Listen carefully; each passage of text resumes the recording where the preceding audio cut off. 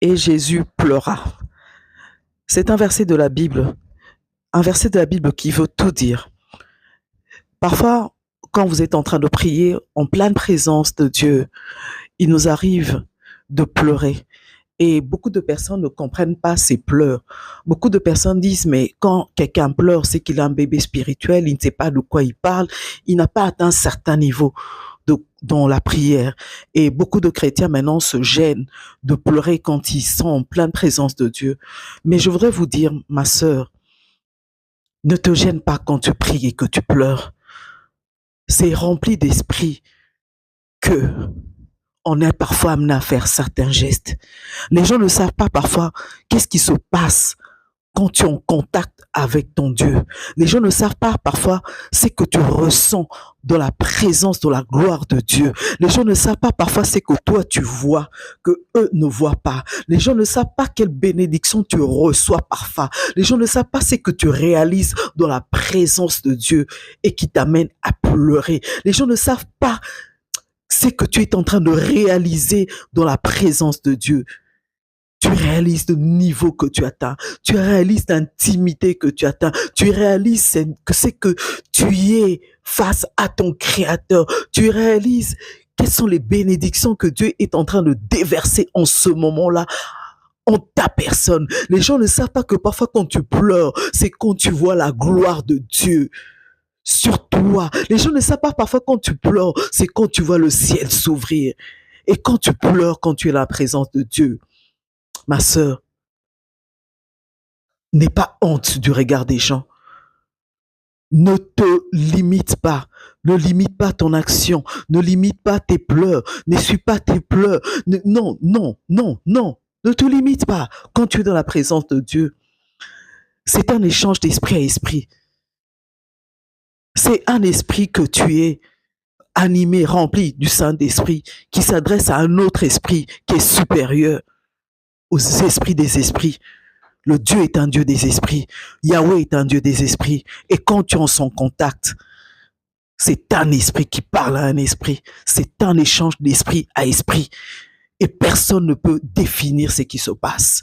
Personne ne peut cataloguer ce qui se passe. Personne ne peut circonscrire ce qui se passe. Personne ne peut limiter ce qui se passe. Les échanges qu'il y a entre une personne qui est en présence de son Dieu.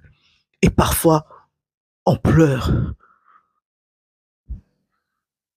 Pleurer en présence de son Créateur. Pleurer face à ce que Dieu opère dans ta vie en ce moment-là. Pleurer face à ce que toi tu réalises, face à ce que toi tu vois. Eh ben, c'est pas un signe de faiblesse.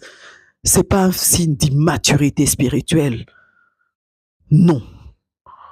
Franchement, que personne ne vous dise que quand tu pleures, c'est que tu es un bébé spirituel. Non.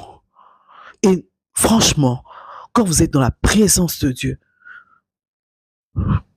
quand vous êtes dans cette intimité avec votre Dieu, quand vous êtes dans l'adoration, quand vous êtes dans la louange, et quand vous êtes, l'adoration vous amène à un autre niveau, où vous réalisez certaines choses que d'autres ne voient pas. Et si les larmes coulent, indépendamment de votre volonté, cela ne signifie pas que vous êtes bébé spirituel. Et n'ayez pas honte quand cela vous arrive. Laissez-vous aller, laissez-vous conduire par le Saint-Esprit. Laissez-vous aller, laissez-vous conduire par le Saint-Esprit. Dans vos prières, je dirais, Dieu aime ceux qu'il adore en esprit et en vérité. Et quand vous priez, c'est pour vous qui priez, c'est le Saint-Esprit qui prie, c'est le Saint-Esprit qui place les mots qu'il faut dans votre bouche. Quand vous approchez de celui qui vous a aimé, de celui qui vous a choisi, de celui qui vous a envoyé son Fils mourir pour vous afin de vous racheter. Sachez que c'est un dialogue d'une autre dimension. C'est un dialogue que personne ne peut comprendre. C'est comme si vous vous retrouvez dans l'antichambre du roi, d'un roi humain. Vous avez cette opportunité de vous retrouver avec un roi en train de parler de vos problèmes, en train de parler de tout. Vous réalisez d'abord votre petitesse. Vous réalisez en même temps cet honneur que vous avez. Et quand vous pouvez lui parler face à face avec un roi, mais comment vous allez vous sentir?